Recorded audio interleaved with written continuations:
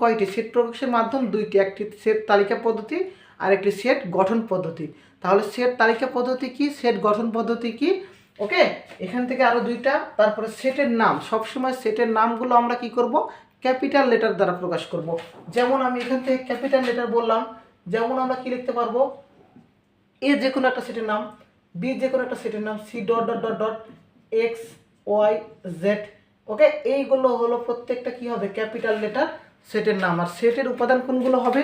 সেটের উপাদানগুলো small letter, কি বললাম? স্মল লেটার অথবা যে কোনো সংখ্যা, স্মল লেটার বা যে কোনো সংখ্যা। আমি একটা বললাম যে এম যে কোনো একটি সেটের নাম। ওকে, এম যে কোনো একটি সেট, তো এর উপাদান সংখ্যা 1A 1A 2B। এখানে দেখো তো যে আমি সংখ্যা লিখলাম plus small letter A B লিখলাম, স্মল লেটার এ বি লিখলাম, তাহলে এম একটি যে কোনো একটি সেটের নাম। ওকে, তাহলে এখান থেকে সেটের নাম প্লাস সেটের উপাদান সংখ্যা ক্লিয়ার। কোলন চিহ্নকে বলা হয় সাজ দ্যাট, আর এটাকে ই এর মতো যেই চিহ্ন সেটাকে বলা হয় বিলংস টু। কি বললাম? Belongs to.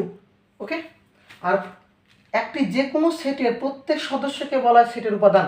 ও উপাদান, এখানে উপাদান বলতে কি বললাম? যে একটি সেটের বা যে কোনো সেটের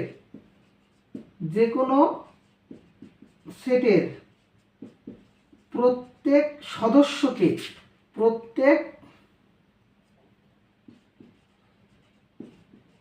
সদস্যকে সেটের উপাদান বলে, সেটের উপাদান বলে। কি বললাম? তাহলে যে কোনো সেটের বা প্রত্যেক সেটের বা যে কোনো সেটেরই কথা বলা হোক না কেন, প্রত্যেক উপাদান, যেমন এখানে এ একটি সেট, এর উপাদান এ কমা বি, এই এ কমা বিকে বলা হয় সেটের উপাদান। ক্লিয়ার? এই ছিল আমাদের সেটের প্রথম অংশটুকু নিয়ে আলোচনা। এরপর আমাদের সেটের আরও বিস্তারিত আলোচনা করব। তো এ এবং বি, এ একটি সেট, বি একটি সেট। ওকে, তো আমি বললাম যে যে সেটটি সারিবদ্ধভাবে থাকবে সেটা তালিকা, এবং যে সেটটি সারিবদ্ধভাবে থাকবে না অর্থাৎ কোনো একটি প্রকাশ করবে সেটা হচ্ছে সেট গঠন পদ্ধতি।